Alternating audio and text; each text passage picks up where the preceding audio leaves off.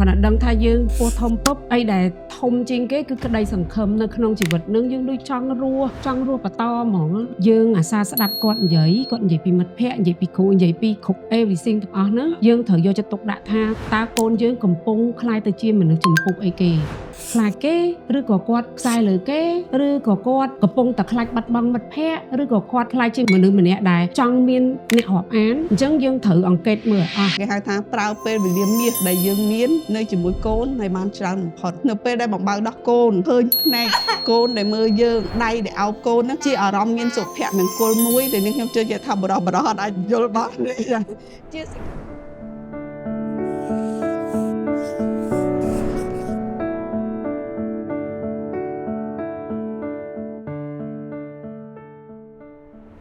សួស្តីអ្នកទាំងអស់គ្នាសូមស្វាគមន៍មកកាន់ podcast កូនយើងដែលរៀបចំឡើងដោយ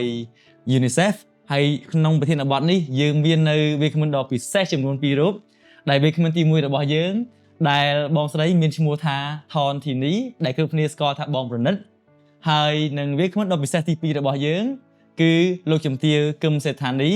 ដែលជារដ្ឋលេខាធិការក្រសួងអប់រំយុវជននិងកីឡាដូច្នេះកុំឲ្យខាតពេលយូរសូមជួបជាមួយនឹងពួកគាត់ទាំងអស់គ្នាជំរាបសួរបងសុខសប្បាយបងចាសុខសប្បាយបាទបងក្រៅតែពីមុខតំណែងនៅក្នុងកិច្ចការងារនៅក្នុងក្រសួងក៏ដោយនៅក្នុងកិច្ចការងារឯកជនក៏ដោយ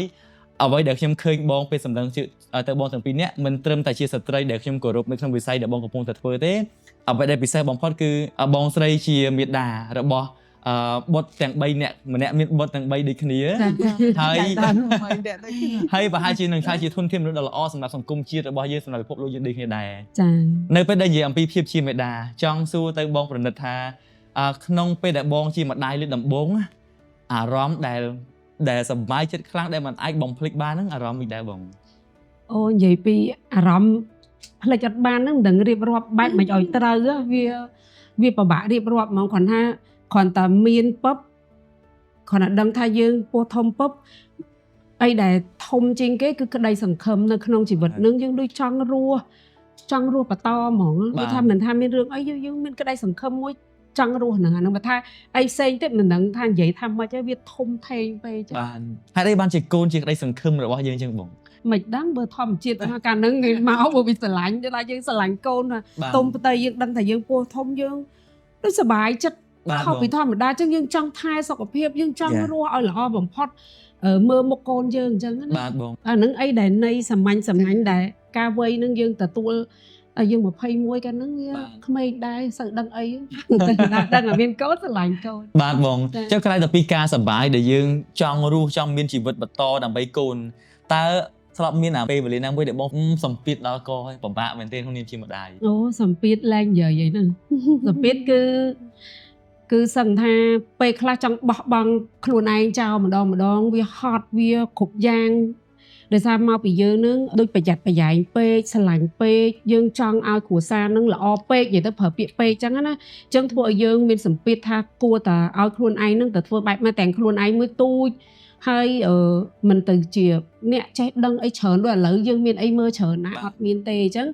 យើងមានតែខំប្រឹងមិនដឹងថាធ្វើខុសឬក៏ធ្វើត្រូវទេអញ្ចឹងឲ្យខ្លួនឯងនឹងត្រូវតែមានអីមួយល្អសម្រាប់កូនហ្មងអញ្ចឹងជាពិសេសគឺគំនិតចិត្តគំនិតយើងតាំងពីពេលនោះមកយើងត្រូវប្រយ័ត្នប្រយែងខ្លួនឯងមកយើងចេះខ្លាចថាបើនិយាយពីថាខ្លាចធ្វើអីខុសទៅខ្លាចមានបាបដល់កូនចេះគិតអញ្ចឹងណាយើងគិតរៀងស្រាលអញ្ចឹងចាហ្នឹងបាទអរគុណមែនទែនបងសម្រាប់ការចែករំលែកកន្លែងនេះធ្វើឲ្យខ្ញុំចង់សួរទៅបងស្ថានីយ៍វិញដោយសារតែពាក្យថាពេកកើតឡើងដោយសារក្តីស្រឡាញ់ក្នុងនាមបងជាថ្នាក់ដឹកនាំមួយរូបនៅក្នុងក្រសួងផងហើយក្រៅតែពីថ្នាក់ដឹកនាំក្នុងក្រសួងខ្ញុំគិតថាមនុស្សមួយចំនួនអាចនឹងដឹងថាបងក៏ជាមេដាបិតាឬក៏អាណាព្យាបាលគំរូសម្រាប់ក្មេងៗតើការដែលបងធ្វើមានតុល្យភាពរវាងភាពជាមេដាផងបូកជាមួយនឹងកាតព្វកិច្ចដ៏លំបាកនៅកន្លែងការងារទៀតតើបង balance វាដោយរបៀបណាទៅបងចាអរគុណច្រើនមុននឹងចូលរួមឆ្លើយទៅនឹងសំណួររបស់អូនជាដំបូងនេះគឺសូមថ្លែងអរគុណដល់ក្រុមការងារទាំងអស់ដែលបានផ្ដល់កិត្តិយសឲ្យអញ្ជើញនឹងខ្ញុំចូលរួមនៅក្នុងកម្មវិធី Talk Show កូនយើងរបស់អង្គការ UNICEF ដែលធ្វើឲ្យនឹងខ្ញុំអាចមានឱកាសចែករំលែកពីបទពិសោធន៍ក្នុងនាមជាមេដាក៏ដូចជាថាតើនៅពេលដែលយើងមានកូនតើរងនៅសម្ពាធហើយនឹងអារម្មណ៍បែបណា ចឹងផ្សារភ្ជាប់ទៅអ្វីដែលអូនពិនិត្យមកសុំហៅ ចា តែអូនពិនិត្យបានលើកឡើងថានៅពេលដែលយើងមានកូនណាតើអារម្មណ៍ជាម្ដាយនឹងយ៉ាងម៉េចបងចង់ប្រៀបធៀបថាម្ដាយគ្រប់រូបអ្នកណាក៏មិនខុសគ្នាដែរក្តីរំភើបក្តីសង្ឃឹមនឹងគោលដៅជីវិតចាអញ្ចឹងនៅពេលដែលយើងមានកូនយើងចង់ឃើញមុខរបស់កូនយើងចង់ឃើញស្នាមញញឹមរបស់កូនយើងចង់ឲ្យកូនយើងមានអនាគតអញ្ចឹងវាជាកម្លាំងចិត្តមួយដែលធ្វើឲ្យមានន័យថាសម្ពាធឬបន្ទុកអ្វីទាំងអស់ហ្នឹងត្រូវបានមានន័យថាវារលាយសូន្យព្រោះយើងមានគោលដៅយើងមានក្តីសង្ឃឹមដែលជាកម្លាំងជំរុញសម្រាប់ការខំប្រឹងប្រែងហើយបើសម្រាប់បងមួយទៀតភាពជាគំរូដល់កូនហ្នឹងក៏ជាកម្លាំងចិត្តដែលឲ្យបងខិតខំប្រឹងប្រែងរៀនសូត្របន្តធ្វើការងារមានន័យថាមានភាពលេចធ្លោហើយនឹងអភិវឌ្ឍសមត្ថភាពជាប្រចាំដើម្បីបង្ហាញឲ្យកូនបានឃើញថាក្នុងនាមជាម្ដាយក្នុងនាមជាស្រីអ្វីក៏យើងអាចធ្វើបានដែរបើសិនបើយើងខិតខំប្រឹងប្រែងហើយយើងមិនបោះបង់ចាអញ្ចឹងទោះបីជាបងជាម្ដាយដែលមានកូនស្រី3ហើយមែនតើទៅសម្រាប់បងដោយសារតែបងជាប់នៅក្នុងការរៀនសូត្រអញ្ចឹងទម្រាំមានបុតហ្នឹងយូរជាងអូនប៉និតចាអូន20ស្ដៅទេមានតែសម្រាប់បងរៀបការអាយុ25ឆ្នាំមានកូនអាយុ27ឆ្នាំកូនទី1កើតនៅឆ្នាំ2004ហើយកូនស្រីពៅទី3 2009អញ្ចឹងក្នុងរយៈពេល5ឆ្នាំនេះបងមានកូន3ចាអញ្ចឹងមិនត្រឹមតែសម្ពាធក្នុងនាមជាម្ដាយដែលត្រូវថែរក្សាកូនតូចទេប៉ុន្តែយើងអាចថាជាពេលវេលាពោពោះផងកូនខ្ចីផងហើយក្នុងពេលហ្នឹងគឺតម្រូវការការងារទាមទារឲ្យមានការអភិវឌ្ឍសមត្ថភាពបន្ថែមទៀតអញ្ចឹងបងរៀនយកសញ្ញាបត្រអនុបណ្ឌិតមួយទៀតដែលបងចូលរៀនឆ្នាំ2007ក៏ប៉ុន្តែទម្រាំតែចប់ហ្នឹងដល់2011បាទតាមធម្មតាគេប្រើពេលតែ2ឆ្នាំឯងប៉ុន្តែសម្រាប់បងដោយសារតែក្នុងកំឡុងពេលនេះបងមានត្រូវពោះផងបងមានកូនតូចផងអញ្ចឹងមិនថាវែងឬខ្លីទេសំខាន់ឲ្យតែយើងមានន័យថាមានការបញ្ញាចិត្តយឺតប្រសើរជាងយើងមិនទៅមុខចាសម្រាប់បងមែនតើទៅក៏ដូចជាស្ត្រីគ្រប់រូបភាគច្រើនដែរដែលមានការមមាញឹកដូចជាអូនបណិតនៅក្នុងការប្រកបមុខរបរទទួលទានហើយអូនអាចជាប់ឈ្មោះជាអាជីវករឆ្នាំដែលជោគជ័យអញ្ចឹងភាពជោគជ័យប្រកបណាស់ថាមានកិច្ចខិតខំប្រឹងប្រែងមមាញឹកក្នុងការងារបងជាអ្នកដែលមានតួនាទីនៅក្នុងការងាររាជការការងារសង្គមអញ្ចឹងសម្រាប់ម្ដាយគ្រប់រូបគឺមានន័យថាត្រូវតែមានការគ្រប់គ្រងពេលវេលាហើយនឹងគេហៅថាមានយុទ្ធសាស្ត្រច្បាស់លាស់នៅក្នុងការចិញ្ចឹមបីបាច់ថែរក្សាកូនបាទបងចាសម្រាប់បងទទួលស្គាល់ថាបងមិនមែនជាម្ដាយដែលឥតខ្ចោះទេពីព្រោះបន្ទុកការងារមិនអាចឲ្យបងមានពេលវេលាច្រើនបំផុតនៅជាមួយកូនដូចជាម្ដាយដទៃដែលគាត់មិនសូវមានបន្ទុកច្រើនអញ្ចឹងសម្រាប់បងបទពិសោធន៍នៅក្នុងការចិញ្ចឹមបីបាច់ថែរក្សាកូននេះគឺមិនសំដៅទៅលើតុល្យភាពការងារមានន័យថា 50% ជាមួយកូនឬ 50% ជាមួយការងារប៉ុន្តែបងផ្ដោតទៅលើគេហៅថាគុណភាពនៃពេលវេលាដែលមានជាមួយកូនជាជាងបរិមាណបាទចាអញ្ចឹងគេហៅថាប្រើពេលវេលាមាសដែលយើងមាននៅជាមួយកូនឲ្យបានច្រើនបំផុតបាទអញ្ចឹងអ្វីដែលបងផ្ដោតមិនថាពេលវេលាច្រើនទេតែទោះពេលវេលាតិចក៏ដោយប៉ុន្តែធ្វើម៉េចពេលវេលាដែលតិចនេះផ្ដល់នៅអ្វីដែលជាក្តីស្រឡាញ់ការយកចិត្តទុកដាក់ផ្ដល់នូវភាពកក់ក្ដៅឲ្យកូនឲ្យគាត់យល់ថាគាត់គឺជាអត្ថិភាពសម្រាប់ជីវិតរបស់បងក្នុងនាមជាម្ដាយវ៉ាវពេលដែលឮពាក្យនេះហើយធ្វើម៉េចតែខ្ញុំអត់តន់ជាប៉ាគេបងប៉ុន្តែដោយសារដឹងអំពីទឹកចិត្តបងចំពោះកូនទាំងការសម្ភារនេះផងទាំងការដែលយើងជជែកមុននឹងសម្ភារនេះផងធ្វើខ្ញុំចាប់ដើមមានសម្ពាធខ្លួនឯងវិញមិនសួរបងរឿងមានសម្ពាធតែឥឡូវមានសម្ពាធថាបើខ្ញុំមានកូនខ្ញុំនឹងបញ្ញាចិត្តធ្វើឲ្យល្អបំផុតតាមអាចធ្វើទៅបានដោយសារតែឃើញគំរូបងប៉ុន្តែចង់ដឹងដែរពីព្រោះខ្ញុំសួរនេះដោយសារចង់ការពីខ្លួនឯងពេលដែលជួនកាលយើងគិតថាពេលដែលយើងចង់ឲ្យល្អខ្លាំងពេកយើងអាចនឹងមានសម្ពាធខ្លួនឯងរហូតដល់សម្ពាធហ្នឹងទៅជាសម្ពាធទៅដល់កូនរបស់យើងតើសម្រាប់បងទាំងពីរវិញការដែលយើងមានកូនពេលដែលយើង3នឹងដៃដែលបងមានប្រសាសន៍ដីសង្ឃឹមចង់រស់ចង់ឲ្យបន្តជីវិតដើម្បីធ្វើគាត់កាន់តែល្អតើមានពេលណាដែលបងចាប់ផ្ដើមមានសម្ពាធហ្នឹងភ្លីទៅដល់កូនដែលថាចង់ឲ្យគាត់រៀនឲ្យបកកែលឿនគាត់ធ្វើឲ្យល្អឲ្យខ្លាំងដើម្បីគាត់នឹងល្អតាមចិត្តរបស់យើងបងធ្លាប់មានបទពិសោធន៍ដល់ហ្នឹងទេបងចានិយាយទៅខ្ញុំគិតថាគ្រប់តែងតែមានហើយប៉ុន្តែសម្រាប់ខ្ញុំវិញខ្ញុំគិតថា mìnhចាំបាច់តតែពេលមានកូនបានយើងចាប់ផ្ដើមផ្លាស់ប្ដូរខ្លួនឯងខ្ញុំគិតថាមនុស្សគ្រប់រូបវាគួរតែមានខ្លះៗពីក្នុងខ្លួនដូចជាអត់ពិបាកអីធំទេភាគច្រើនយើងគ្រាន់តែមានគុណធម៌ដូចបងគាត់មានប្រសាសន៍អញ្ចឹងយើងត្រូវតែមានវិន័យឲ្យខ្លួនឯងយើងធ្វើជាគំរូបែបណាទោះបីជាអត់មានកូនក៏យើងអាចធ្វើជាមនុស្សម្នាក់សម្រាប់នៅក្នុងគ្រួសារមួយធ្វើជាគំរូមួយនៅក្នុងគ្រួសារយើងជាបងជាមេជាតកែជាអីហ្នឹងខ្ញុំគិតថាអាហ្នឹងហើយ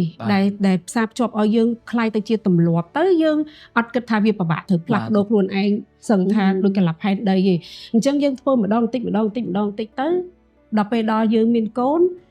យើងអត់ពិបាកទេអញ្ចឹងសួរថាសម្ពាធដែលចង់ឲ្យកូនរៀនចង់ឲ្យកូនខ្លាំងគឺគ្រប់រូបសឹងថានៅក្នុងពោះហ្នឹងមើលយើងអត់ចូលចិត្តអានសភៅយើងសុខចិត្តអានសភៅដើម្បីថាឲ្យវាចូលដល់កូនយើងអញ្ចឹងណាដល់ថ្នាក់ហ្នឹងទៀតអញ្ចឹងដោយសារយើងចង់ឲ្យកូនយើងចេះដឹងប៉ុន្តែបទពិសោធន៍ពិតប្រាកដនៅពេលដែលកូនយើងកើតចេញមកយើងកើតបានតែរូបរាងគេរាងកាយរបស់គេប៉ុន្តែចិត្តគំនិតរបស់គេគឺអាស្រ័យទៅលើគាត់ដូចគ្នាអញ្ចឹងយើងក្នុងនាមយើងជាអាណាព្យាបាលក៏យើងត្រូវបាត់បែនទៅតាមនឹងដូចគ្នាដែរថាតើកូនមួយណាគាត់រឹងគាត់ទុនគាត់ចូលចិត្តបែបណាយើងត្រូវអង្កេតហើយការអង្កេតអត់មានអីក្រៅពីយកពេលវេលាដែលបងគាត់មានប្រសាសន៍អញ្ចឹងពេលវេលាមាសហ្នឹងបែបម៉េចតើយើងទៅ enjoy មួយគាត់បែបម៉េចអញ្ចឹងណាចាដើម្បីឲ្យទទួលថាមនុស្សម្នាក់ហ្នឹងគាត់មានអត្តចរិតបែបណាគាត់ចូលចិត្តអីគាត់មិនចូលចិត្តអីគាត់ខ្លាចជាមនុស្សបែបណាអញ្ចឹងយើងអង្កេតគាត់ដូចតិចរាល់ថ្ងៃនឹងឯងទៅយើងគេថាដាក់រូបមន្តមួយបាច់មកត្រូវហ្មងចាអាហ្នឹងបើថាយើងផុកយើងទៅកាច់គាត់ផងអត់កើតទេចាអាហ្នឹងបទពិសោធន៍ដែលខ្ញុំចិញ្ចឹមកូនរយៈពេលដូចឡើង25ឆ្នាំ26ឆ្នាំហ្នឹងគឺខ្ញុំប្រើយុទ្ធសាស្ត្របែបហ្នឹងបាទបងបាទបងចុះសម្រាប់បងមួយធ្លាប់មានសម្ពាធដែលធ្លីដល់កូនទេនៅពេលដែលកូនចង់យើងចង់ឲ្យកូនយើងប្រកែព្រោះយើងបានបង្ហាញជា role model ហើយតែខ្ញុំគិតថាក្មេងការអភិវឌ្ឍរបស់គាត់ដូចបងមានប្រសាសន៍អញ្ចឹងជួនកាលគាត់ចាប់បានលឿនគាត់ចាប់បានយឺតហើយយើងមានអារម្មណ៍អន្ទះសារចង់ឲ្យគាត់លឿនតើមានអារម្មណ៍ហ្នឹងទេបងការពិតដូចអូនពិនិត្យបានលើកអញ្ចឹងថាជាបេដាគ្រប់រូបអ្នកណាក៏ចង់ឲ្យកូនយើងល្អឥតខ្ចោះដែរប៉ុន្តែសម្រាប់នាងខ្ញុំជាបទពិសោធន៍ផ្ទាល់ខ្លួននៅក្នុងការងាររៀនសូត្រការបំពេញការងារហើយក៏ជាបទពិសោធន៍សម្រាប់កូនដែរពាក្យដែលខ្ញុំតែទន្ទិញគេថាអង់គ្លេសថា no one is perfect គ្មានអ្នកណាមួយដែលខ្ចោះទេប៉ុន្តែអ្វីដែលសំខាន់តើអ្នកឯង try your best ដើម្បីទទួលបានវានៅព្យាយាមអស់ពីលទ្ធភាពហើយឬនៅអញ្ចឹងសម្រាប់នាងខ្ញុំពេលដែលកូនសិក្សារៀនសូត្រឬក៏កូនអភិវឌ្ឍទៅមិនបានដូចអ្វីដែលយើងចង់បានគឺសិក្សាហេតុផលថាតើកត្តាអ្វីខ្លះដែលការលូតលាស់ឬក៏លទ្ធផលសិក្សារបស់កូនហ្នឹងមិនបានដូចអ្វីដែលយើងគ្រោងទុកពីព្រោះគេហៅថាលទ្ធផលសិក្សាឬក៏ភាពឆ្លាតរបស់កុមារវាមានកត្តាច្រើនយ៉ាងទី1ជាកត្តាពូជមានន័យថា gen ពីឪពុកម្ដាយជីដូនជីតាជាអ្នកដែលមានបញ្ញាឈ្លាសវៃអញ្ចឹងគឺគាត់អាចទទួលបាននៅ gen ហ្នឹងហើយនឹងមួយទៀតគឺកត្តាគាំពៀនិងអភិវឌ្ឍនៅពេលដែលគាត់កើតចេញមកចាអញ្ចឹងគឺយើងត្រូវព្យាយាមអស់ពីលទ្ធភាពក្នុងនាមជាម្ដាយជាមេដាបេដាថាតើអ្វីខ្លះដែលយើងអាចផ្ដល់ឲ្យគាត់បានដូចនេះខ្ញុំរៀបជូនអញ្ចឹងបើថាត្រូវទៅចំណាយពេលវេលានៅមួយគាត់នាងខ្ញុំឬក៏អូនបណ្ឌិតអាចធ្វើបានទេព្រោះយើងមានការទទួលខុសត្រូវប៉ុន្តែសម្រាប់នាងខ្ញុំគឺនៅពេលដែលចាប់ដើមមានកូននាងខ្ញុំចាប់ដើមសិក្សាស្រាវជ្រាវថាតើធ្វើជាមេដាបេដាដែលល្អហ្នឹងត្រូវធ្វើបែបមិនខ្លះត្រូវគ្រប់គ្រងបែបមិនខ្លះមែនតើនៅពេលដែលនាងខ្ញុំមកធ្វើការនៅក្រសួងអប់រំនេះគឺកូនរបស់នាងខ្ញុំផុតពីអាយុគេហៅថាកុមារតូចដែលត្រូវការគ្រប់ពីជាចាំបាច់នៅក្នុងវ័យដំបូងឬគេហៅថា1000ថ្ងៃដំបូងនៃកំណើតរួចទៅហើយចាអញ្ចឹងរៀងស្ដាយដែរបើសិនជាកាលកូននៅតូចហ្នឹងបានទទួលបន្ទុកការងារគាំពៀនឹងអភិវឌ្ឍកុមារតូចហើយសិក្សារៀនសូត្របន្ថែមអញ្ចឹងប្រហែលជាមានឱកាសច្រើនជាងនឹងប៉ុន្តែជាបទពិសោធន៍របស់នាងខ្ញុំអ្វីដែលនាងខ្ញុំរៀបចំជាយុទ្ធសាស្ត្រនៅក្នុងការចិញ្ចឹមបីបាច់ថែរក្សាកូននៅក្នុងបរិយាកាសដែលខ្លួនឯងមានការទទួលខុសត្រូវនិងមានការមមាញឹកនោះគឺខ្ញុំផ្ដោតសំខាន់ទៅលើ3គឺទី1គឺតកតងទៅនឹងការយកចិត្តទុកដាក់ទៅលើអាហារូបត្ថម្ភហើយនិងការគាំពារសុខភាពអញ្ចឹងសម្រាប់ខ្ញុំទោះបីខ្ញុំរវល់ក៏មិនមែនតែកូនទាំង3សិតតែទទួលការបំបៅដោះក្នុងរយៈពេល6ខែដំបូងហ្នឹងគឺខ្ញុំទោះបីជារវល់ ឬក៏អីយ៉ាងណាគឺត្រូវឲ្យកូនទទួលបាននៅទឹកដោះម្ដាយក្នុងរយៈ6ខែដំបូងព្រោះយើងដឹងថានៅពេលដែលយើងមិនបើដោះកូនហ្នឹងអាទឹកដោះដំបូងហ្នឹងវាមានសារធាតុជួយឲ្យការលូតលាស់របស់ក្មេងហើយជួយឲ្យក្មេងអត់ឈឺទៀតក្នុងរយៈពេល6ខែដំបូង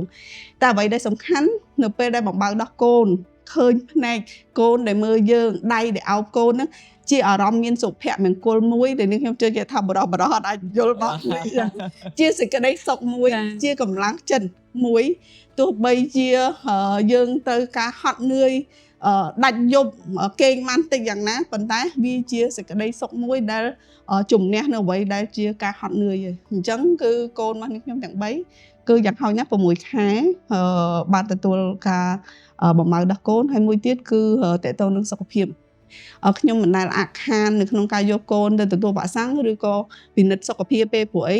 កុមារអតិរោគឬកុមារតូចគេទាមទារឲ្យមានការពិនិត្យពីការវិវត្តទៅលើគីឡូកម្ពស់របស់គាត់ថាតើវិវត្តទៅតាមអាយុរបស់គាត់អត់អាយុប៉ុណ្ណាត្រូវទទួលវ៉ាក់សាំងអីអញ្ចឹងសម្រាប់នាងខ្ញុំទោះបីជានាងខ្ញុំអត់មានពេលវេលាឧទាហរណ៍ថ្ងៃដែលត្រូវយកកូនទៅពេទ្យហ្នឹងនាងខ្ញុំជាប់ភារកិច្ចក៏ត្រូវមានសមាជិកគ្រួសារណាផ្សេងទៀតជាប៉ាជាដូនជាអ្នកមើលថែដែលជាបងប្អូនហ្នឹងត្រូវតែយកទៅឲ្យបានទៀងទាត់ដែរព្រោះខ្ញុំផ្ដល់អាទិភាពទៅលើបញ្ហាសុខភាពរបស់កូនហ្នឹងជាសំខាន់អញ្ចឹងម្ដាយដែលល្អមិនមានន័យថាត្រូវធ្វើអ្វីខ្លួនឯងទាំងអស់ទេក៏ប៉ុន្តែចាយើងត្រូវចេះចាត់ចែងនៅក្នុងការបំពេញតួនាទីហ្នឹងពីសមាជិកគ្រួសារម្នាក់ទៀតដែលយើងអាចទុកចិត្តបានចាក្រៅពីនេះនាងខ្ញុំផ្ដោតទៅលើគេហៅថាការចំណាយពេលវេលាមាសដោយនេះខ្ញុំជម្រាបជូនអញ្ចឹងគឺជាទូទៅគឺនាងខ្ញុំប្រើពេលកន្លះម៉ោងឬក៏1ម៉ោងពេលព្រឹកមុនពេលទៅធ្វើការហ្នឹងមុជទឹកឲ្យកូនបញ្ចុកអាហារឲ្យកូនលេងប្រឡែងអោបថើបកូនឬថើបលាកូនមុនទៅធ្វើការអញ្ចឹងអាស្នាមថើបហើយនឹងការអោបពីម្ដាយហ្នឹងនាងខ្ញុំចាត់ទុកថាវាអាចផ្ដល់ឲ្យកូននៅសេចក្តីសុខក្នុងរយៈពេលមួយថ្ងៃដែលយើងទៅធ្វើការហ្នឹងហើយត្រឡប់មកវិញជាទូទៅពេលមុនពេលចូលគេងគឺខ្ញុំតែងតែចំណាយពេលលេងបន្លែងដេញគាត់ឲ្យគាត់រត់លោតឡើងកិច្ចអីពីយើងព្រោះអាហ្នឹងជាផ្នែកមួយនៃការអភិវឌ្ឍគេហៅថា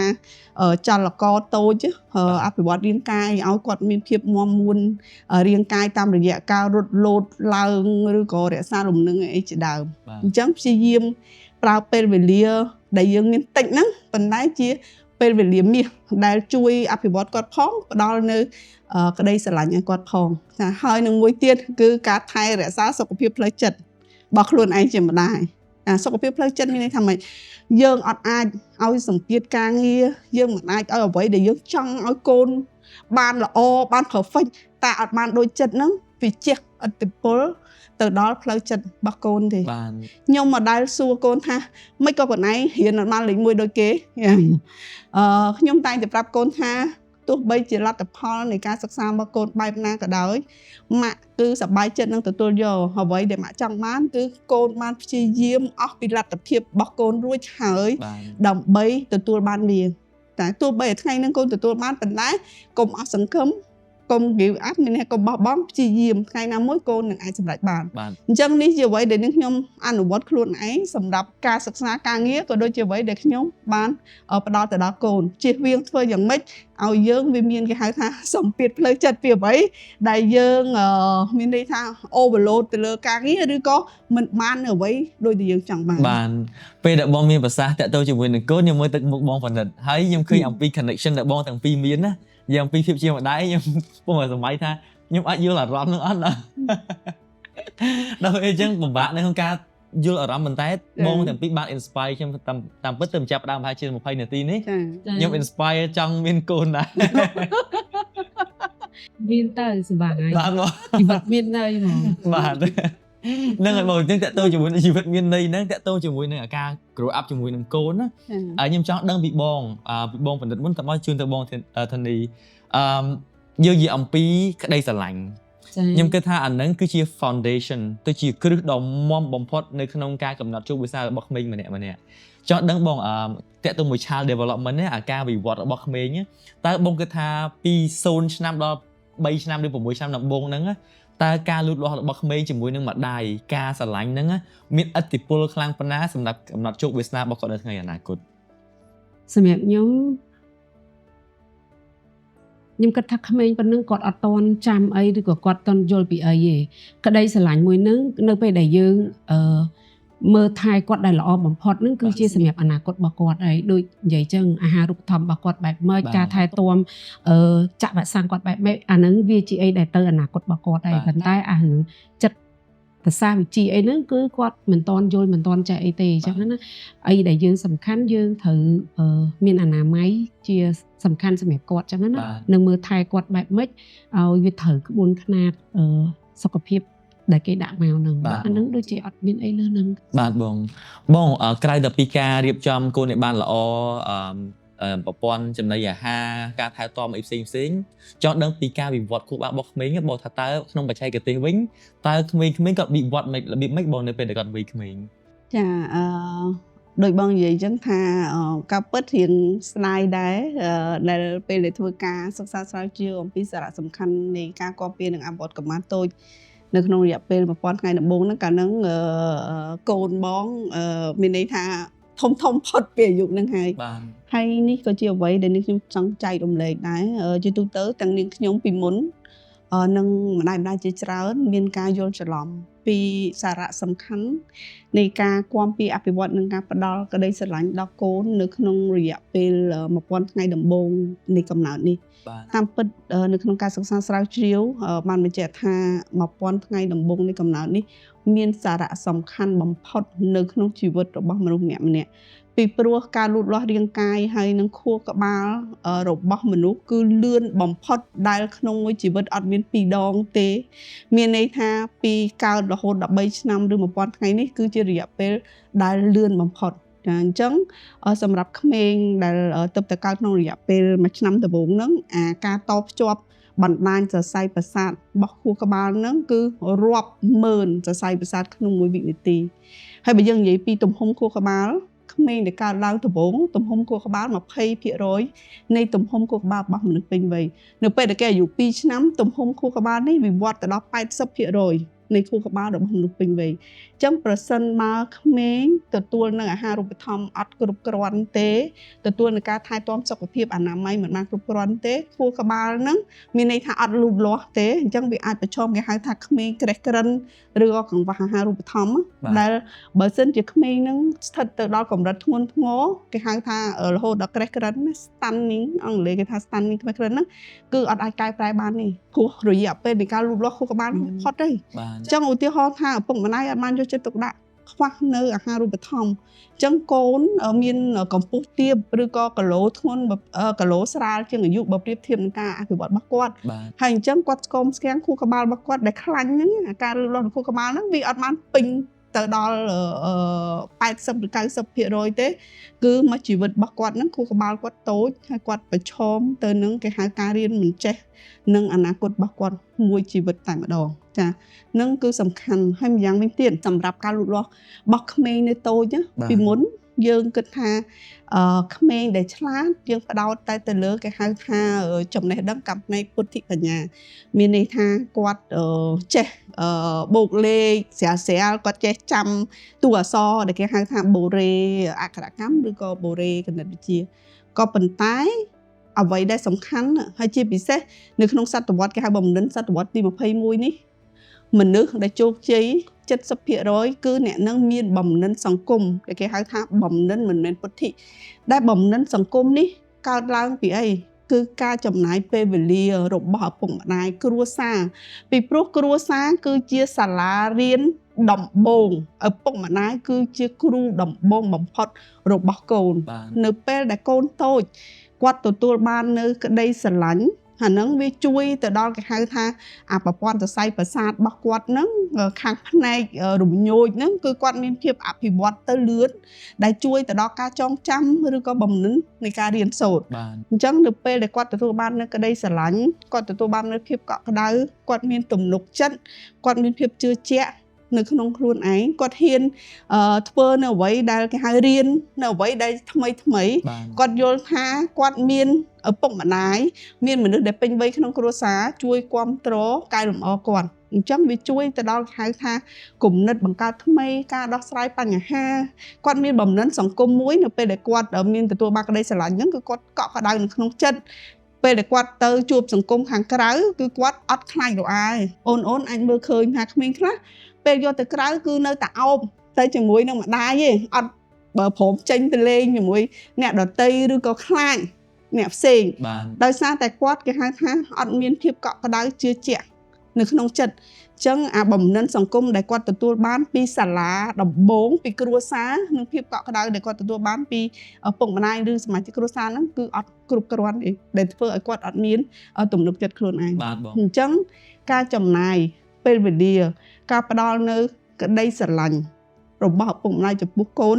មានឥទ្ធិពលសំខាន់នៅក្នុងការអភិវឌ្ឍបំណិនមិនមែនពុទ្ធិបញ្ញាគឺបំណិនសង្គមដែលជាបំណិនដែលយើងត្រូវការខ្លាំងនៅក្នុងសតវត្សទី21នេះបាទបងវិសេសវិសាលមែនទែននិយាយអំពីបំណិនជីវិតនិយាយអំពីកត្តាដែលធ្វើឲ្យកូនប្រកែខ្ញុំគិតថាមេដាគំរូមួយរូបទៀតគឺបងបណ្ឌិតបើនិយាយអំពីបងហើយខ្ញុំគិតថាទស្សនិកជនមួយចំនួនដែលវ័យក្មេងក៏ដោយវ័យមិនក្មេងក៏ដោយស្គាល់បងអូនសេនីហើយហើយខ្ញុំគិតថាភាពជោគជ័យដែលបងមានប្រសាសន៍ចឹងភាពក្លាហានភាពវៃឆ្លាតរបស់គាត់ហ្នឹងមិនមែនកាត់មកគាត់មានអាហ្នឹងវាបន្តផ្នែកប៉ុន្តែការផ្ដល់ឲ្យពីមេដាបិតាគឺសំខាន់ខ្លាំងណាស់ពេលដែលយើងនិយាយអំពីធ្វើឲ្យកូនឆ្លាតណាខ្ញុំគិតថាមានបងប្អូនយើងមួយចំនួនអាចនិយាយថាបើយើងមានលទ្ធភាពយើងចេះធ្វើបានដែរយើងមានលុយទិញរបស់ល្អឲ្យកូនលេងអីចឹងទៅចេះបានប៉ុន្តែខ្ញុំក៏ធ្លាប់ឃើញអ្នកដែលគាត់ទិញរបស់ល្អឲ្យកូនច្រើនពេកក៏កូនមិនប្រកែប្រហែលដែរខ្ញុំគិតថាមានកត្តាមួយចំនួនទៀតដូចជាសកម្មភាពខ្លះដែលអនុវត្តទៅធ្វើឲ្យកូនប្រកែចង់ដឹងបងវិញការបងនៅចិញ្ចឹមកូនការសេនានៅក្មេងតើបងមានការអនុវត្តបែបណាខ្លះជាកលិះទៅប្រចាំថ្ងៃដែលធ្វើឲ្យពេលដែលបងអូនស្រីកើតសេនាគាត់ធំទៅគាត់ទៅជាក្មេងស្រីដ៏ក្លាហានហើយមានឥទ្ធិពលល្អមែនទេបងសម្រាប់ខ្ញុំគឺអត់មានអីខ្លាំងក្រៅពីស្ដាប់គាត់ទេបាទនៅពេលដែលយើងស្ដាប់គាត់ឲ្យបានច្រើនយើងនឹងអាចយល់ដឹងថាពីអត្តចរិតកូនយើងបែបម៉េចបាទអញ្ចឹងធម្មតាគាត់ទៅរៀនពេលដែលគាត់ត្រឡប់មកវិញយើងអាសាស្ដាប់គាត់និយាយពីមិត្តភ័ក្តិនិយាយពីគ្រូនិយាយពីគ្រប់ everything ទាំងអស់ហ្នឹងយើងត្រូវយកចិត្តទុកដាក់ថាតើកូនយើងកំពុងខ្លាយទៅជាមនុស្សចំពុកអីគេខ្លាចគេឬក៏គាត់ខ្សែលើគេឬក៏គាត់កំពុងតែខ្លាចបាត់បង់មិត្តភ័ក្តិឬក៏គាត់ខ្លាចជាមនុស្សម្នាក់ដែលចង់មានអ្នករាប់អានអញ្ចឹងយើងត្រូវអង្កេតមើលអស់ដល់ពេលដែលយើងស្ដាប់គាត់បានច្រើនហើយយើងដឹងហើយថាអូកូនយើងសុខចិត្តធ្វើគ្រប់បែបយ៉ាងដើម្បីឲ្យមានពួកម៉ាក់រាប់គាត់អញ្ចឹងយើងក៏ត្រូវចាប់ផ្ដើមមានយុទ្ធសាស្ត្រមួយបញ្យល់ទៅកូនរបស់យើងថាអូចំណុចហ្នឹងកូនឯងមានភាពក្លាហានយើងត្រូវលើកទឹកចិត្តកូនបកែអានេះអញ្ចឹងកូនអាចទៅធ្វើមើលមិនចាំបាច់មានគេក៏បានហើយឧទាហរណ៍ថាបើសិនជាករណីគាត់និយាយអូគ្រូមានកាយវិការណាមួយមិនសមរម្យលើគាត់ឬក៏ប៉ះពាល់គាត់ដោយសារគាត់ខ្ជូតអីចឹងអញ្ចឹងកូនត្រូវតែហ៊ានតវ៉ាកូនកុំខ្លាចដាច់ខាតអញ្ចឹងឲ្យតែប៉ះរាងកាយកូនត្រូវតែតវ៉ាអញ្ចឹងតវ៉ាបែបម៉េចកូនកុំខ្លាចឲ្យសោះអញ្ចឹងខ្ញុំបរៀនកូនមួយគឺមានភាពក្លាហានមួយនៅពេលដែលគេធ្វើអីមិនសមរម្យលើឬក៏គាត់ទទួលបានល្អគឺគាត់ត្រូវតែហ៊ានតវ៉ាហើយហ៊ានតទល់ជាមួយអញ្ចឹងកូនយើងចាប់ផ្ដើមគាត់ទៅហើយស្អែកឡើងគាត់ចាំមើលដូចទង្វើនឹងមួយគាត់ធ្វើមែនគាត់ថាគាត់បានឯងគាត់ទៅដល់អាយុទៀតគាត់ទៅដល់អាយុគាត់ធ្វើចែកអញ្ចឹងគាត់មកប្រាប់យើងថាអូខេល្អកូនអញ្ចឹងចំណុចនឹងមួយយើងដឹងថានៅពេលណាដែលគាត់ហ៊ានpushដោយថាគាត់ហ៊ានទៅលើកដំបូងនឹងហើយធ្វើឲ្យគាត់កាន់តែមានអារម្មណ៍មួយថាខ្លួនឯងខ្លាំងប៉ាកែយើងលើកទឹកចិត្តគាត់តសារគាត់ត្រូវធ្វើបែបម៉េចហើយមិនមែនថាឲ្យតែចេះទៅដល់វាយគេតតាំងឯងអត់ទេត្រូវតែមានហេតុផលបែបម៉េចអញ្ចឹងហើយចំពោះមិត្តភ័ក្តិគាត់ក៏ដូចគ្នាដែរតើជំវិញកូនរបស់យើងនឹងចំពោះអ្នកដែលរាប់អានកូនយើងនឹងគឺជាក្មេងបែបណាក្មេងដែលចង់បានតែអាវ៉ាន់ឬក៏ក្មេងដែលគាត់បែបមិនក៏ដោយយើងត្រូវតែមើលហើយយើងត្រូវតែអប់រំកូនយើងតិចហើយពាក្យដែលអប់រំហ្នឹងណាមិនមែនគាត់មកនិយាយមួយយើងភ្លាមយើងគាត់និយាយរឿងហ្នឹងមកភ្លាមយើងប្រាប់អូកូនឯងកុំធ្វើចែកគឺខ្ញុំអត់ធ្វើអញ្ចឹងទេនៅពេលដែលខ្ញុំស្ដាប់ពាក្យថាខ្ញុំស្ដាប់គាត់ខ្ញុំគឺជា best friend មួយគាត់អញ្ចឹងគាត់និយាយអីនិយាយទៅខ្ញុំស្ដាប់គាត់គ្រប់រឿងរាវអីអញ្ចឹងហើយមានពេលវេលាណាមួយដែលសមស្របយើងចាប់ផ្ដើមលើកទឹកចិត្តគាត់ហើយយើងចាប់ផ្ដើមកូនចំណុចកន្លែងនេះណាម៉ាក់ដូចចាំថ្ងៃមុនខ្លួនឯងចែកតែគាត់យើងអត់និយាយប្រតិកម្មភ្លាមព្រោះធម្មតាភ្លាមគាត់ត្រូវការឲ្យយើងស្ដាប់គាត់អត់ត្រូវការឲ្យយើងបដៅគាត់ទេអញ្ចឹងកាលណាគាត់និយាយមកហើយយើងបដៅគាត់ផាំងគាត់នឹងចាប់ផ្ដើមបិទព័ត៌មានមួយយើងហើយអញ្ចឹងខ្ញុំនៅពេលដែលខ្ញុំជា best friend ជាមួយគាត់ chỉ mật bà quát cứ nhưng đạp hay nhưng enjoy mới quát cái thôi chăng à hay con này mày tia tới bị nhưng men là mày tia tới hay con này thơm mày tới con này mày tia men tập bị nâng mới quát chăng con à hay chăng lục hỏi bà sân chỉ lục hỏi con này chăng thơm mày với chăng nhau ăn ao đồng bồn min quát đây tai số tháp bà sân hướng nâng tập thôi khỏi với con này thơm mày chăng quát tao cũng bộ lục hỏi với nhớ quát nâng tơi chạy chẳng tới ban dương miên ở ca xịt sọc từ tam ấy tịch nâng chứ quạt can tập ba cả chật quạt nó thông tơ rồi pe đại dương trong và đại quạt nó có và chuột ấy bị quạt dương có thử mưa đai tháp pe na để dương thử và đại quạt nó bạc mật nơi pe đại dương dậy lên muối thầm đá muối dậy lên cái nông niêm chỉ mật phe muối tiết dậy lên cái nông niêm chỉ mật đài pe nông niêm chỉ mật đá dương thử bệ đông chỉ mật đai côn mã và đỏm côn na pe đại côn tơ chân côn thua chân tơ mã cất thắc lại cái vai côn rồi có nị côn chặt ao kia là hồn chân ngày khỏi tới côn ai từng chút mật phe o tê lời côn mơ côn mình được đai chẳng bàn bọc kê ọt khá o tê nâng ấy côn ọt chẳng bàn bọc kê tê chân ta bờ kê chẳng bàn ta là bọc côn ta kê chia mình được bài mạch vậy tới dương ọt hẹp mấy còn là xua sùng nùa tê cô ọt ấy chân tới cô miên pe nâng chân dương ọt và đại người bàn tay dương miên hai pol tút tới vậy chúng mình quát hay và chẹt quạt thầm lát mấy quát mình vào cắt thác quát ai mình vô tặng ao hay bàn tay nhưng cắt tha tạ tới dù tới việc bạc ca tới chỉ son từ điểm mùi đầy quát ngon tới quát ai mà xui dữ that's lovely bỏ con mình tên nhưng cái tha tôi sẽ chung chia sẻ ôn để chị bon sẽ để miền côn á ngày nay nhưng từng bàn tùm lia này ăn cùng bang mùi đại bon và đất ai châm côn ban đại chụp chi đó là o mình tên hay nhưng mà đại chụp sẽ nia nơi hàng cái để to lấy bon ở đại chụp ôn sẽ lại thế bàn tay thắp mơ video quạt nơi pe đại bon mình bật sáng pe đại bon như nhưng khi ở resemblance ở phía sẽ điên để có để bom bạc tê tại con nó cứ miên sẽ điên cái nia tao bắt đầu pe đại vậy chẳng vơi trong su tự bổng ví dụ ấy mấy bom mình bật sáng hay tha miệt đàm bị đá tê cứ chia sẻ lá ti mùi rồi bỏ cồn hay bóng nó không có số áp dụng sáp tiết chỉ là được đo một rụp nhưng khi tha có số man prang prang nhầm vậy ní mình mới để xa bóng nơi không có số áp dụng này vẫn tại để xa nhom toán để xa càng nhầm muốn mọc máy với nhưng mà toàn chưa tha cái càng như rót để ha trong càng như rót prang thời càng như phần nắng món ní gì đây sờ lánh đây tức chất mòn bên để chụp bóng bọn nó tha phụ quạt vừa càng như hot phần nào thấy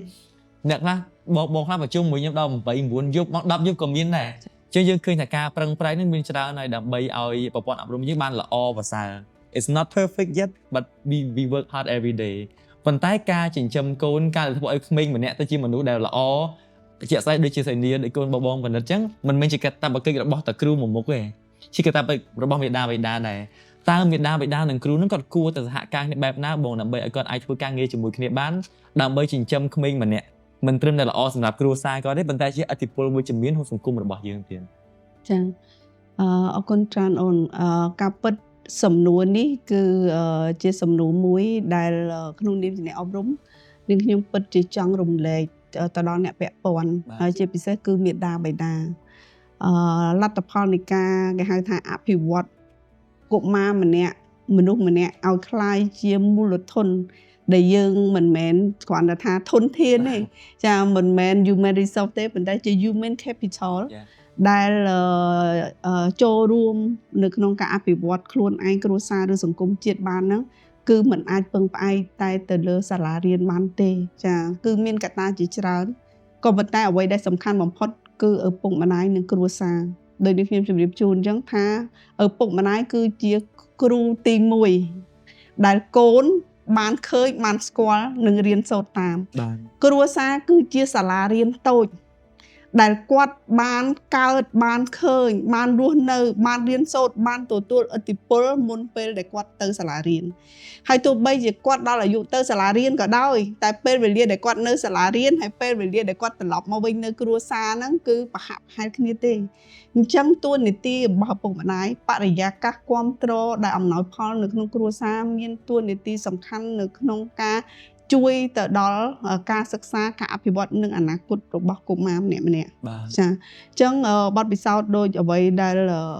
បងអូនស្រីពិនិត្យបានលើកហ្នឹងគឺជាអ្វីដែលឪពុកម្ដាយគ្រប់រូបគួរតែមានន័យថាប្រកាន់យកនិងអនុវត្តតាមដូចនេះខ្ញុំជម្រាបជូនអញ្ចឹងថាមែនតើទៅសាលារៀនអាចបង្រៀនតែជាទូទៅគេហៅថាចំណេះដឹងទូទៅឬចំណេះដឹងផ្នែករឹងក៏ប៉ុន្តែសម្រាប់គេហៅថាគុណភាពនៃជីវិត គឺមានតែឪពុកម្ដាយបរិយាកាសគ្រួសារក្តីស្រឡាញ់ការយកទឹកទុកដាក់ការឲ្យតម្លៃរបស់កុមារទេដែលអាចជួយឲ្យគេមានគេថាមានអរិយាប័ត្រល្អមិនឆេវឆាវមានទំនុកចិត្តមានក្តីស្រឡាញ់អាចចែករំលែកក្តីស្រឡាញ់ទៅអ្នកជុំវិញខ្លួនចេះធ្វើការជាក្រុមមានបំណិនសង្គមផ្សេងបានអញ្ចឹងតួនាទីរបស់ឪពុកម្ដាយនិងសាលាតូចដែលកើតចេញពីក្នុង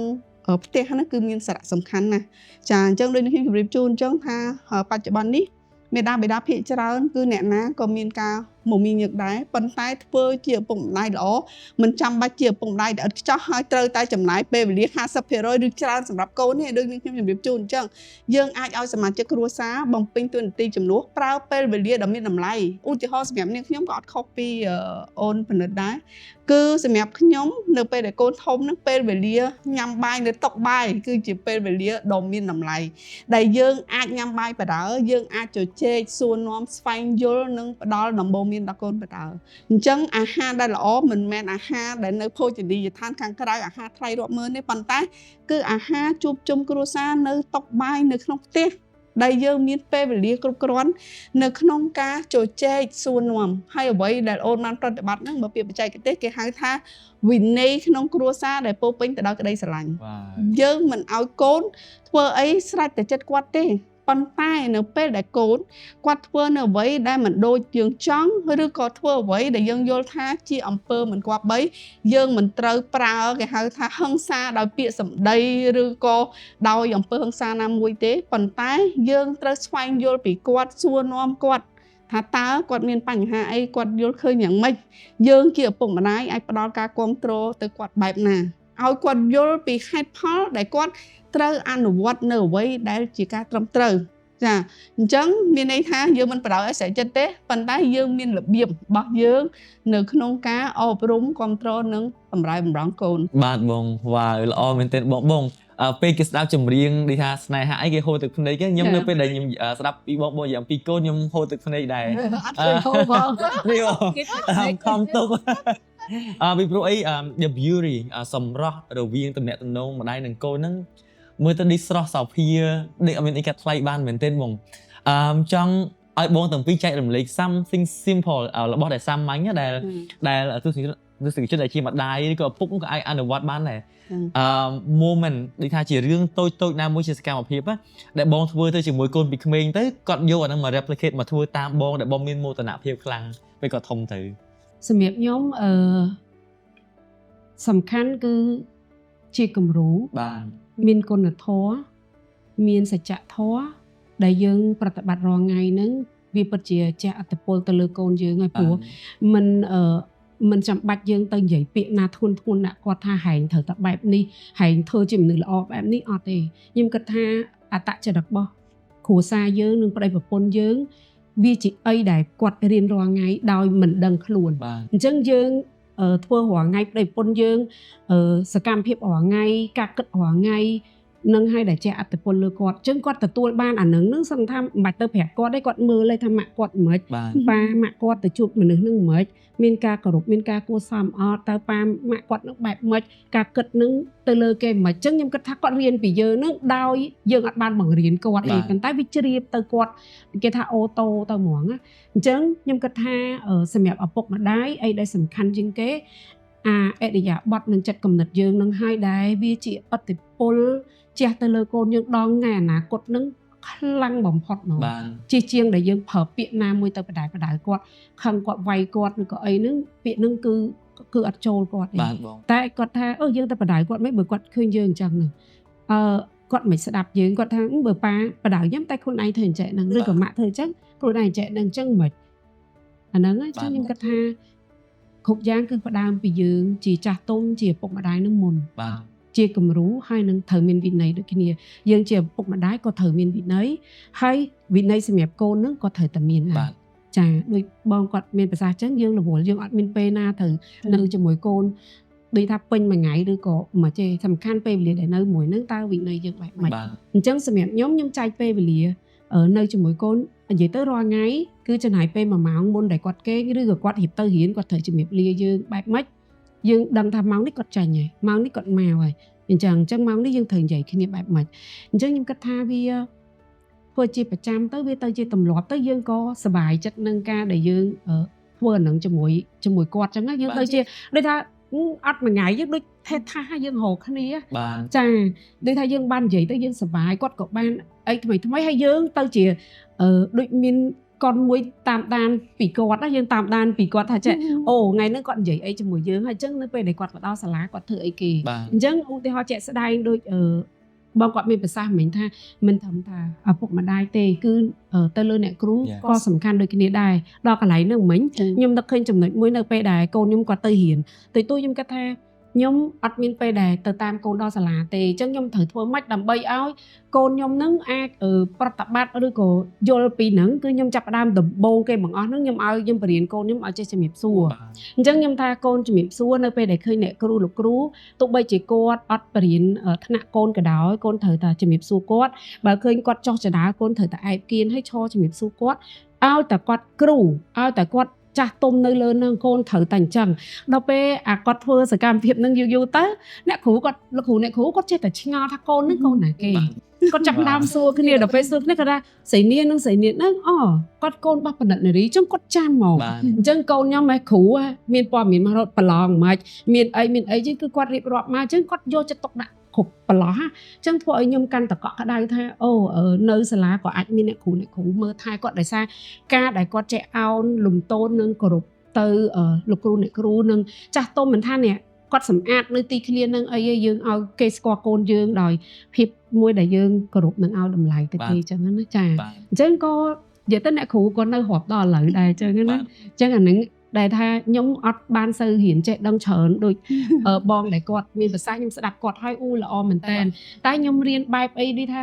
ការយកធ្វើជំនាន់ហ្នឹងចាខ្ញុំក៏អត់ដឹងថាវាខុសត្រូវទេព្រោះខ្ញុំដឹងថាវិធីសាស្ត្របែបហ្នឹងគោរពអ្នកគ្រូនឹងអាចចាប់អារម្មណ៍អ្នកនឹងស្រឡាញ់កូនយើងគិតស្រាអញ្ចឹងចាអាហ្នឹងចាវាដូចថាអត់បានទៅគិតអីយុទ្ធសាស្ត្រវែងឆ្ងាយអីទេបាទបងតាមពិតបងបានអនុវត្តជារឿងត្រឹមត្រូវច្រើនណាបងគាត់នឹងមិនបានប្រើពាក្យបច្ចេកទេសឲ្យត្រូវចាបងមួយសម្រាប់បងដូចគ្នាដែរតើអ្វីដែលជាសកម្មភាពដែលបងធ្វើតូចៗពីព្រោះពេលដែលបងបណ្ឌិតមានប្រសាសន៍មិញខ្ញុំនឹកក្មេងវិញបងពីក្មេងម៉ាក់គាត់លក់គ្រឿងម៉ូតូ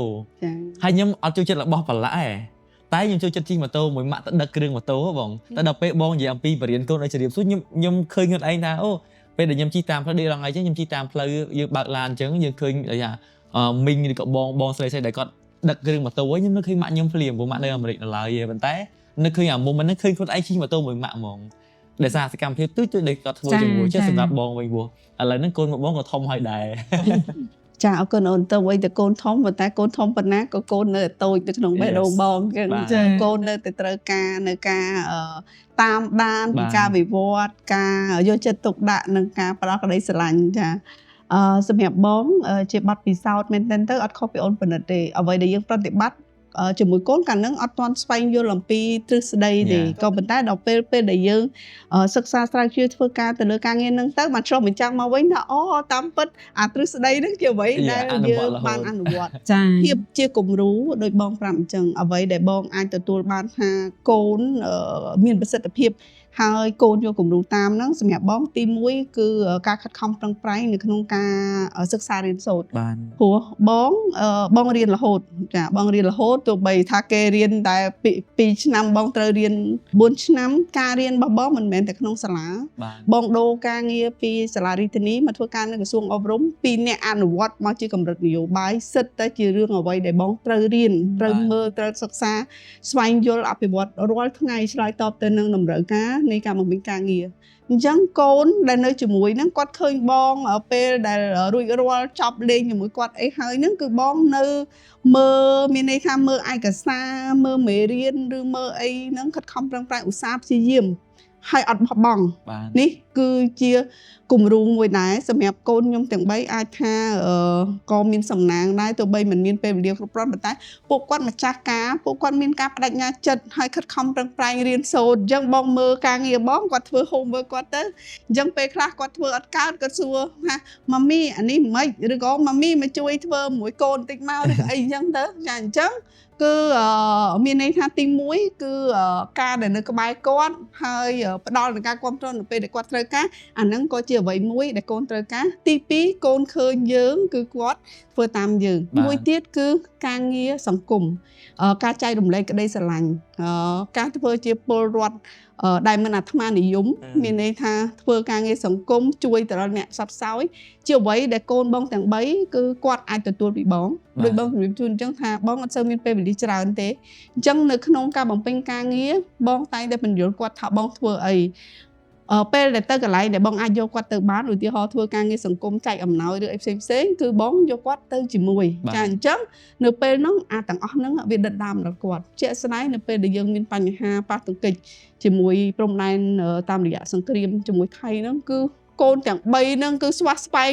កូនស្រីធំហ្នឹងអំពាវនាវរមូលនិធិផងទៅស្ម័គ្រចិត្តជួយរៀបចំអីវ៉ាន់ផងពេលបងចុះទៅយកអំណោយចែកជូនដល់បុគ្គលិកអប់រំឬក៏សិក្សានុសិស្សនៅព្រំដែនហ្នឹងសុំទៅជាមួយជួយធ្វើការងារអ្វីដែលគាត់អាចធ្វើបានណាអញ្ចឹងបងគិតថាវាមានច្រើនទៀតបណ្ដាអ្វីដែលបងមានមោទនភាព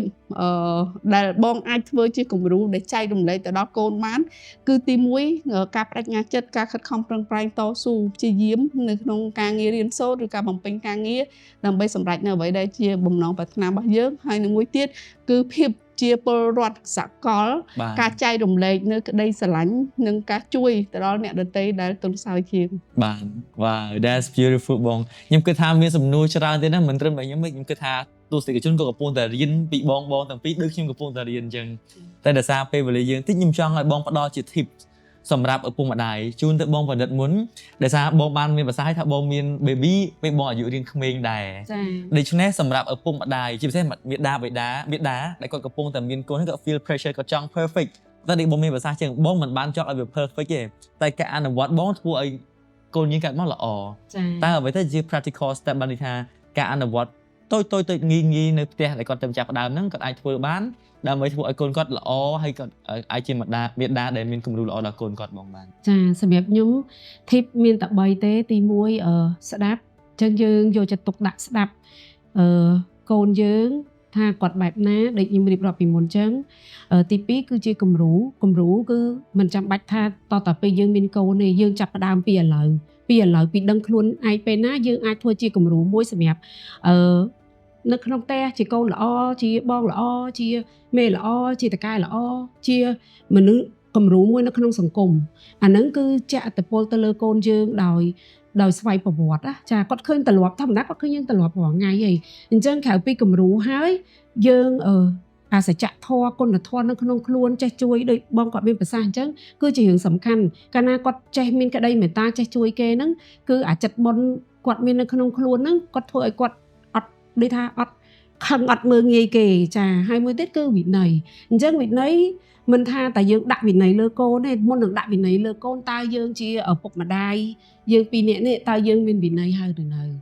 យើងបានឲ្យខ្លួនឯងហ្នឹងគោរពវិន័យហើយនៅវិន័យមានអីគេខ្លះនៅក្នុងគ្រួសាររៀងៗខ្លួនខ្ញុំគិតថាពួកយើងសិតតែមានហើយថាវិន័យគ្រួសារមានរៀងៗខ្លួនអីគេអញ្ចឹងយើងទៅមើលអានឹងឡើងវិញទៅថាតើ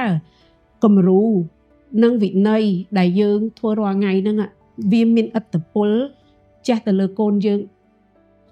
មានឬក៏អត់អញ្ចឹងហើយអ្វីដែលយើងធ្វើដូចឧទាហរណ៍ថាយើងមានកូនយើងចាប់ដើមអាយុ1ខួបចាស់ដែលថាយើងចាប់ដើម1ខួបគាត់ចេះស្ដាប់គាត់ចេះយល់ហើយយើងស្រឡាញ់កូនយើងហើយយើងទៅមើលអរិយាប័ត្រយើងដែលធ្វើជាមួយកូនរាល់ថ្ងៃនៅជំនាញខ្លួនយើងធ្វើអញ្ចឹងយើងត្រូវដកឃ្លាមកគិតហើយកុំកាន់ជើងខ្លួនឯងតើរយៈពេលកូនខ្ញុំមួយឆ្នាំក្រោយកូនខ្ញុំនឹងអាចខ្លាយទៅជាមនុស្សបែបណាបើសិនជាខ្ញុំធ្វើអត្តចរិតបែបហ្នឹងអញ្ចឹងយើងត្រូវកលែកមកដូចថាយប់ឡើងឬក៏2-3ថ្ងៃយើងត្រូវសរុបសេចក្តីមួយខ្លួនឯងថាយើងបានធ្វើទង្វើអីគេខ្លះសកម្មភាពអីគេខ្លះមិនថាខឹងដូចខ្ញុំក៏កាចតែខ្ញុំវាយកូនអូពីណាក៏ល្បីថាខ្ញុំកាចខ្ញុំវាយកូនហ្មងអញ្ចឹងខ្ញុំក៏ទៅមើលដែរថាថៃបានខ្ញុំវាយកូនតែពិតខ្ញុំមិនចង់វាយទេអញ្ចឹងមូលហេតុអីបានខ្ញុំវាយកូនអញ្ចឹងខ្ញុំមានវិន័យរបស់យើង1 2 3ដល់ទី3ហ្នឹងបើសិនជាគាត់នៅតែល្មើយើងត្រូវសួរគាត់សិនថាឥឡូវគាត់ល្មើហើយអញ្ចឹងត្រូវធ្វើម៉េចអញ្ចឹងគាត់ឲ្យយើងវិន័យឬក៏ត្រូវវាយបែបម៉េចអញ្ចឹងតើគាត់នឹងយល់ដែរថាអូអានឹងគាត់លើសបន្ទាត់ក្រហមវិន័យគ្រួសារយើងហើយបាទ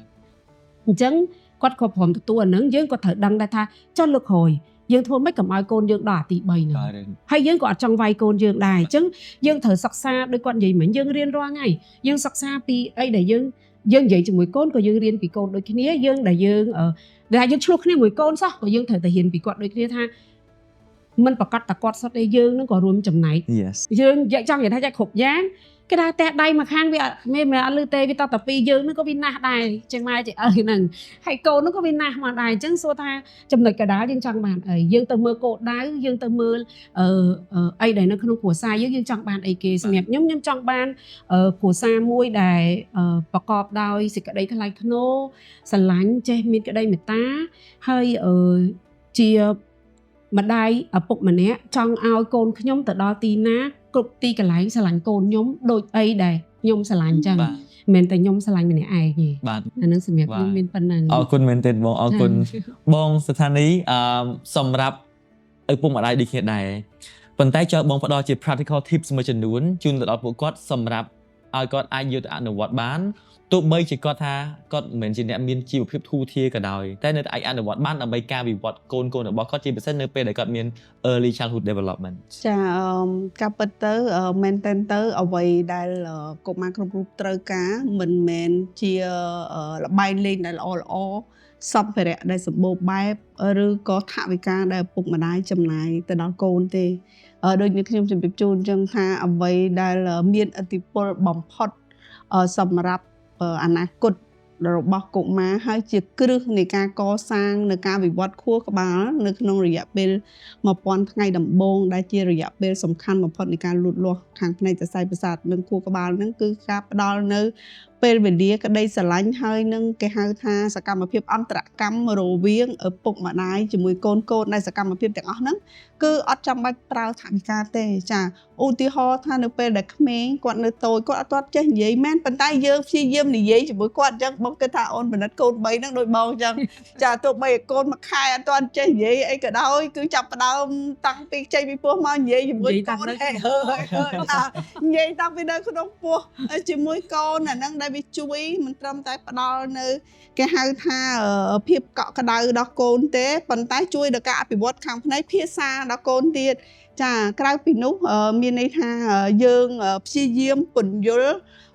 ណែនាំកូនពីសកម្មភាពដែលយើងអនុវត្តប្រចាំថ្ងៃដើម្បីឲ្យគាត់រៀនយល់អំពីសង្គមនិងជីវិតរស់នៅប្រចាំថ្ងៃឧទាហរណ៍ថាពេលដែលខ្ញុំមានពេលថ្ងៃសៅរ៍ថ្ងៃអាទិត្យអញ្ចឹងធ្វើបបរឲ្យកូនយើងធ្វើគេហៅបបរទ្រង់គ្រឿងនៅពេលដែលកូនអាយុផុត6ខែទៅខាងសុខាភិបាលគេត្រូវឲ្យផ្ដល់អាហារបន្ថែមហើយយូរទៅជាម្ដាយដែលដាក់ក៏ស្គាល់ដែរបបរទ្រង់គ្រឿងដែលយើងមានបន្លែបៃតងផ្ទីអីផ្សេងៗហ្នឹងយើងប្រាប់ថានេះម៉ាក់កំពុងតែលាងបន្លែបៃតងដើម្បីយកទៅធ្វើបបរឲ្យកូនហើយនឹងមានស៊ុតទៀតដើម្បីអាហ្នឹងជាសារធាតុចាំបាច់ដែលជួយទៅដល់ការលូតលាស់ឲ្យកូនមានកម្លាំងមានសុខភាពល្អមានបញ្ញាលូតលាស់បានល្អអញ្ចឹងនិយាយជាមួយកូននៅអ្វីដែលជាសកម្មភាពរាល់ថ្ងៃដែលយើងអនុវត្តមិនចាំបាច់ទៅគិតរឿងអីច្រើនទេដូចនេះខ្ញុំជម្រាបជូនអញ្ចឹងគាត់រៀនភាសាផងគាត់អាចស្វែងយល់ពីសង្គមជីវភាពប្រចាំថ្ងៃគាត់ផងយើងជាគំរូយើងត្រូវតែគេហៅថានាំមុខសម្រាប់បំណិនល្អឬក៏ការគ្រប់គ្រងដល់ការសិក្សាឧទាហរណ៍ថាបើឪពុកម្ដាយទម្លាប់នៅក្នុងការអានសៀវភៅចាអញ្ចឹងតិចឬច្រើន